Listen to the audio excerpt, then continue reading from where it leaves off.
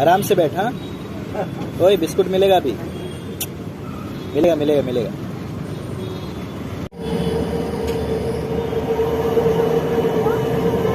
ओए सुन।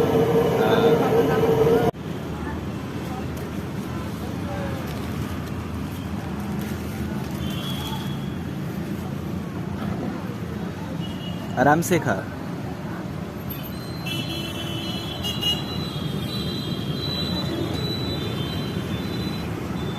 उनकी मदद करना भी बहुत ज़रूरी है दोस्तों,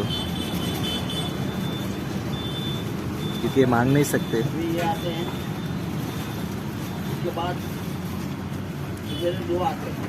हाँ तो 5 जब मैं आता हूँ तब वो मेरे साथ आ जाते हैं। कहाँ से? मेरे इधर भी है, उनको भी खिलाते रहते हैं। जब मैं दूर से आता हूँ तो तैयार हो जाते हैं।